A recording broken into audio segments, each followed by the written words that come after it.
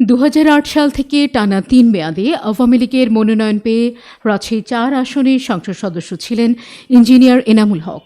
সর্বশেষ নির্বাচনে দলীয় মনোনয়ন বঞ্চিত হলেও স্বতন্ত্র প্রার্থী হয়ে পরাজিত হন তিনি। তবে ১৫ বছর এমপি থাকাকালীন বদলে নিয়েছেন নিজের ভাগ্য। অনিয়ম, দুর্নীতি, নিয়োগ বাণিজ্য ও অর্থ আত্মসাতের মাধ্যমে গত ১৫ বছরে গড়ে তুলেছেন হাজার কোটি টাকার সম্পদ। বহু নারী কেলেঙ্কারিতেও জুড়ি নেই এই সাবেক সাংসদের। সাহেবের সঙ্গে রিলেশনে জড়ায়, বলে যে শিরিন নিয়ে তার একটা কেলেঙ্কারি আছে। এনামুলের সঙ্গে ফোনে আলাপ হয় প্রথমে, তারপর এনামুল আমাকে ডেকে নেয় ওর অফিসে। আগেই নিচে, আগে মুখটা দেখো। আমিও কালকে থেকে পারবো না, আমার বউ থাকবে। এছাড়াও তার বিরুদ্ধে রয়েছে সন্ত্রাস ও গুমের অভিযোগ। ২০০৮ সালের নির্বাচনে হঠাৎ করেই তিনি আওয়ামী লীগের মনোনয়ন পেয়ে এমপি হয়ে যান। এরপরই বদলে যায় তার ধন সম্পদের হিসেবটাও।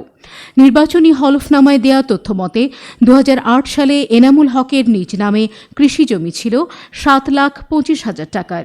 ২০২৩ সালে সেটি বেড়ে দাঁড়ায় ১,২৬,০০,০০০ টাকায়। এমপি হয়ে প্রথম মেয়াদেই বাগমারা উপজেলার সদর ভবানীগঞ্জে গড়ে তুলেছেন প্রায় ২ বিঘা জমির ওপর আধুনিক ৭ তলার নিউ মার্কেট। জোরপূর্বক স্থানীয়দের উচ্ছেদ ও অবৈধভাবে পুকুর ভরাট করে তিনি নির্মাণ করেন এই মার্কেটটি। তার পরিবারের অন্য সদস্যদের বিরুদ্ধে রয়েছে জমি দখলের অভিযোগ। আগে পুকুর টুকুর ছিল, সবারই জমি জমা ছিল। আমার নিজস্ব 2টা ঘর ছিল এখানে, এই 2টা ঘর ভাঙছে, তো আমার এই ঘরের টিন পর্যন্ত আমি নিতে পারিনি। এই ভূমিদস্যু এনামুল হক আমার জোর জবরদস্তি করে আমার জায়গা দখল করেছে। কোনো কিছু বলা নাই, কওয়া নাই। ওনার মার্কেট করার স্বার্থে উনি ওনার ক্যাডার বাহিনী দিয়ে সম্পূর্ণ ঘর ভেঙে দেয়। আমার ঘরের মধ্যে মাল ছিল, গম ছিল, ভুট্টা ছিল, সম্পূর্ণ কিছু লুটপাট হয়ে গেছে। কিছু আমি সরাইতে পেরেছি, রাস্তায় পড়ে গেছিল। বিভাগীয় কমিশনারকে বলে, ডিসিকে বলে, হ্যাঁ, ইঞ্জিনিয়ারের সাথে হাত করে ভগ্নিপতি আলম, হ্যাঁ, এবং তার ওই যে আপন খালাতো ভাই মেয়র আব্দুল মালিকের সাথে ফুফাতো ভাই একসঙ্গে করে লিঙ্ক করে আমাদেরকে এখান থেকে জমি থেকে তুলে দিয়েছে। সাবেক প্রধানমন্ত্রী শেখ হাসিনার নামে জমি কিনে কয়েক কোটি টাকা ব্যয়ে ভবানীগঞ্জে তিনি গড়ে তুলেছেন ৬ তলা বিশিষ্ট বঙ্গবন্ধু কমপ্লেক্স ও জাদুঘর। এই প্রতিষ্ঠানের নাম ভাঙিয়ে ১৫ বছর ধরে চালিয়েছেন টিআর ও কাবিখার কমিশন বাণিজ্য। এই যে বঙ্গভবনের নাম দেয়, এরকম হাজারটা বঙ্গভবন করলেও ফুরাবে না। যে বাণিজ্য করছে এই বঙ্গবন্ধু এই কমপ্লেক্স দেখা। আমার মসজিদে 1 টন চাল দিছে, 1 টন চালের দাম হচ্ছে 25,000 টাকা। আমার মসজিদে বলেছে কি সই করেন, 10,000 টাকা নেন আর বাকি টাকা আমার দিয়ে দেন। এই হচ্ছে তার হচ্ছে এই টিআর কাবি খাঁ, এগুলো হচ্ছে বাণিজ্য করেছে। এগুলো নিয়ে কেউ যদি কেস মামলা মোকদ্দমা করবে যায়, টাকা আবার মেরে ফেলার হুমকি, না হলে মার্ডার কেসের আসামির হুমকি দিচ্ছে। এই জন্য ক্ষমতা থাকা অবস্থায় তো কেউ আর এর সাথে মুখ খুলে নিত। এই যে নির্যাতন, এই নির্যাতনটাই সবচেয়ে বড় ব্যাপার। মানে নির্যাতন থেকে আমরা বাঁচতে পারিনি। যে কোনো বিষয় হলে তুলে নেওয়া হবে, পলায় যাও, বাড়ির থেকো না, এলাই বিটভ্রান্ত অবস্থা। মানে কোনোভাবে শান্তিতে বসবাস করতে পারিনি কেউ না। এনামুল হকের চাঁদাবাজি থেকে রক্ষা পায়নি এলাকার কোনো শিক্ষা প্রতিষ্ঠান। নিয়োগ বাণিজ্য করে এসব প্রতিষ্ঠান থেকে কামিয়েছেন শত শত কোটি টাকা। আমার কলেজ কিছু অনিয়মের মধ্য দিয়ে বিগত দিনে চলেছে বলে আমি মনে করি।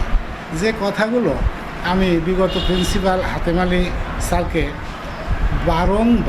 বারংবার বলেছি যে স্যার, এইটা সরকারি কলেজ, এই সরকারি কলেজ চলার একটা সুনির্দিষ্ট সরকারি বিধান আছে, যেগুলো Rajshahi college, city college, new government college পালন করে।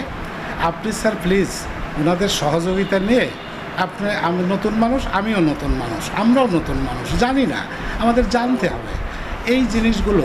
আপনি ওনাদের কাছ থেকে জেনে আমাদের এই অনিয়মগুলো একটু দূর করুন। এর আগে নিয়োগ ছিল 11-12টা। ওই নিয়োগে টাকা ব্যাংকে রাখা ছিল 3,20,000 করে। ওই টাকাগুলোরও কোনো হদিস নেই। মতিউর রহমান টুকু সাহেবের আমলে, উনি যখন ভারপ্রাপ্ত প্রিন্সিপাল ছিলেন ওই সময়। এছাড়াও গ্রামীণ ব্যাংকে টাকা ছিল 11 থেকে 13, এরকম 13 লাখের মতো। সেই টাকাগুলো উঠে নিয়েছে। কোথায় কী হয়েছে আর কোনো হিসাব নেই। এমপি সাহেব থাকা অবস্থায় এই টাকাগুলো উত্তোলন। শেষ নিয়োগে তো ভাইস প্রিন্সিপাল, টিচার, হ্যাঁ, এগুলো নিয়োগ হয়েছে 17 জন। এই 17 জনের কাছে বেশ অর্থ নেওয়া হয়েছে মোটামুটি। এক সাবজেক্ট থেকে, অনেক বাংলা বিভাগ থেকে বহু টাকা নেওয়া হয়েছে। যারা চাকরি করছে তার কাছ থেকেও টাকা নেওয়া হয়েছে, যারা করেনি দরখাস্তকারী তার কাছ থেকেও টাকা নেওয়া হয়েছে। এসব অবৈধ অর্থের জোরে এনামুল হক গড়ে তুলেছেন নামে বেনামে বহু প্রতিষ্ঠান। রাজশাহীর কাঁটাখালীতে তিনি গড়ে তুলেছেন 50 মেগাওয়াটের নর্দার্ন পাওয়ার বিদ্যুৎ কেন্দ্র। এছাড়াও নগরের মোল্লাপাড়ায় NR readymix centre, Rajshahi BSCIC শিল্পনগরীতে সাকোয়া টেক্স সোয়েটার কারখানা ও সোনাদিঘি মোড়ে 14 তলার সিটি সেন্টার গড়ে তোলেন তিনি। তার এসব প্রতিষ্ঠানের কর্মচারীদের বেতনের টাকা আত্মসাতের অভিযোগও রয়েছে তার বিরুদ্ধে। সম্প্রতি বকেয়া বেতনের দাবিতে সাকোয়া টেক্স সোয়েটার কারখানার কর্মচারীরাও নেমেছেন আন্দোলনে। 7 মাস ধরে বেতন বকেয়া ফেলেছে, আমাদের পেটে খাওয়ানি নাই। আমাদের দাবি সমস্ত বকেয়া বেতন বেড করা, ঠিক আছে? আমরা আন্দোলন করছিলাম বা মালিক পক্ষকে এখানে লিয়ানোর জন্য, মালিক পক্ষ এখন পালাতক। মূলত আমাদের 6-7 মাসের যে বকেয়া বেতন, আমরা এই বেতনটা চাচ্ছি।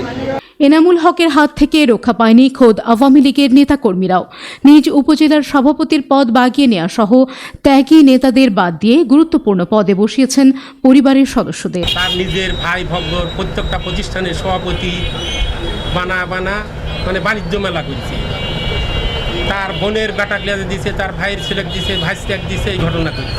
ইঞ্জিনিয়ার এনামুল দুর্নীতির পাশাপাশি গুম খুনের সাথে সে জড়িত আছে।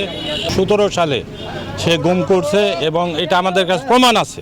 হ্যাঁ, তার কলিস্টোর থেকে র্যাবের লোকেরা গাড়ি নিয়ে বের হয়ে আমার ভাতিজাকে প্রতিমধ্যে থেকে অপহরণ করে এবং তার কাছে এবং তার পরিবারের কাছে আমার ভাই আমার ভাবি যে অনেক রিকোয়েস্ট করার পরও সে বলে যে আমি বের করে দেওয়ার ব্যবস্থা করতেছি, করে এ যাবৎ পর্যন্ত সে করে নাই এবং আমরা বাগমারা থানায় একটা মামলাও করেছি। গত সোমবার দুপুরে রাজধানীর আদাবর এলাকা থেকে গ্রেফতার হন সাবেক সাংসদ এনামুল হক।